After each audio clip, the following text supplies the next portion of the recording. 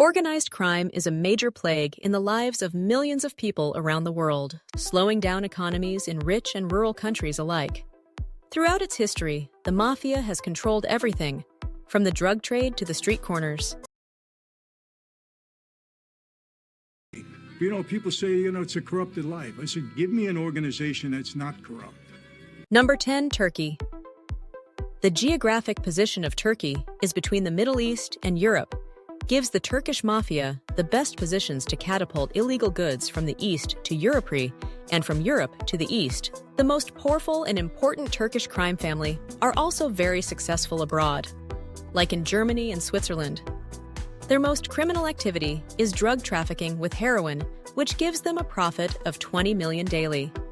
Guns trafficking from Europe to the conflicting regions in the Middle East gives them at least $5 billion yearly. Number 9, Bulgaria.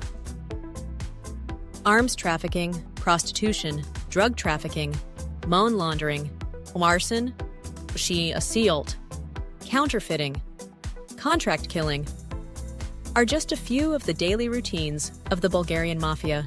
The Bulgarian mafia are allies of the Russian mafia, Ukrainian mafia, and Serbian mafia, and makes most of the business with these countries worth about $7 billion per year.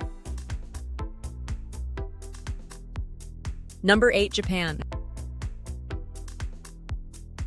Yakuza is the most feared name in Japan because it belongs to the biggest mafia clan in Japan and one of the most powerful in the world. Their main activities include blackmail, pimping, drug dealing, and gambling. At its peak, Yakuza had 85,000 members. Nowadays, it has 30,000 members who made more than $8 billion per year.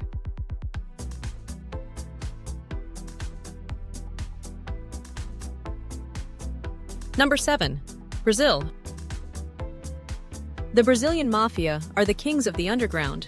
The big gangs are well organized, but the most dangerous in Brazil are the many small clans of 5 to 6 members that try to climb to the higher monarchy of dealing and are extremely brutal to their opponents. Their main activity is drug dealing inside the country, and export is not their thing. There are estimated to be 5.5 million criminals in Brazil, and nearly 1 million were in Brazilian prisons in 2021.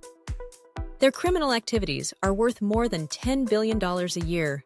Number 6, Russia. Gde moy dengi, which means, where is my money, is the first thing you hear from a Russian mafia member, but it could be the last thing that you hear too. They are active mostly in parts of Europe. The Russian mafia has approximately 250,000 members in more than 50 countries with their activities of human trafficking, racketeering, drug trafficking, extortion, murder, robbery, and more. The Russian mafia is similar to the Italian mafia in many ways. The group's organization and structure follows a similar motto, with making around $11 billion per year. Number 5, Italy. If we speak about mafia, we have to think about Italy. All high-scale criminal organizations, domestic or international, model themselves as far as they can on the Italian mafias, especially on Cosa Nostra from Sicily, but also on Camorra Centrale, on Naples and 'Ndrangheta in Calabria, and Sacra, Corona Unita in Apulia. The American Cosa Nostra was considered one of the most powerful in the world, with some legendary names like Al Capone, Lucky Luciano, and John Gotti. Today, the Italian mafia is active just in the south of Italy, with an annual turnover of $13 billion from their activities in racketeering, drug trafficking, loan sharking, smuggling, illegal gambling, prostitution, money laundering, kidnapping, etc. Number 4, Albania. After the fall of the communist regime in 1990, Albania opened the doors to the world, and thousands of Albanians left the country. Soon they saw criminal opportunities. Today, after 32 years, we speak for the world's leading cannabis smugglers. Albanian mafia clans are now entering an even more lucrative cocaine business in South America, with Europe as a target market. Big strategic cities with the biggest ports in Europe, like London, England, Hamburg, Germany, and Rotterdam, Holland, are completely under the control of the Albanian mafia. The Albanian Mafia is the fastest growing mafia in Europe and spreading in the United States, in Detroit, New York, and Ohio, and are making over $16 billion a year. Number 3, United States. Mafia groups in the United States first became influential in the New York City area. Today, there are 6 big active mafia clans in the United States: the Gambino family, the Genovese family, Colombo family, Bonanno family, Lucchese family, and the Outfits. They are mainly active in the cities of Chicago, Detroit, New Orleans, New York City, Philadelphia, Boston, and Las Vegas. In this case, the U.S. Mafia are not in their best days and not in the top 3 because of their strength, but they have the biggest market in the world, making over $20 billion a year.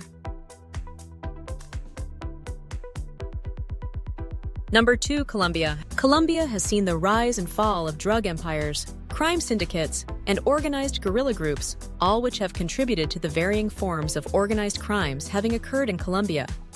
In Colombia, we have activities of various groups of drug cartels, guerrilla groups, organized crime syndicates, or underworld activities including drug trafficking, contract killing, racketeering, and other crimes. Colombia's illegal drug trade is the largest in the world, with around half of the world and 80% of the U.S. cocaine supply being produced in Colombia, which gives the Colombian Mafia around $35 billion yearly. Number 1, Mexico. Law enforcement officials report that the Mexican Mafia is the deadliest and most powerful gang in the world. They are trainers and control the illegal business between South and North America, especially the drug trafficking. The Mexican Mafia is also one of the largest prison gangs in the United States. They have allies with the Aryan Brotherhood, Gambino family, Mexi Hanami, and the MS-13, which gives them access to the drugs in Colombia and Ecuador, and the market in the US and Canada. Their criminal activities are worth more than $50 billion yearly.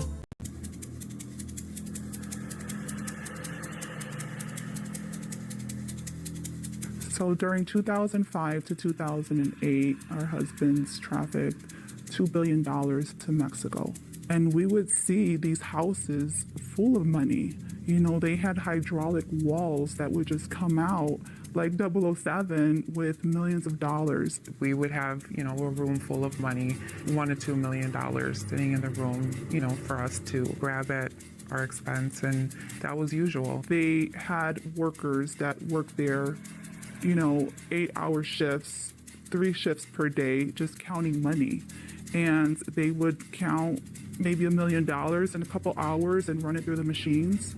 And we're talking, 5s and 10s and 1s. We're talking street money. Now, did we benefit from it? Did we live a good life? Yes, of course we did. We were spoiled. We ate well. We traveled. We would sometimes want to stay on vacation for a month on the beach and just live life to its fullest. But at the end of the day, we wanted to denounce that life, and we knew what mattered to us was love and family. Thanks for watching, guys. Let me know if there's anything you would like to watch in the comments. And please don't forget to like, share, and subscribe. Until next time, friends.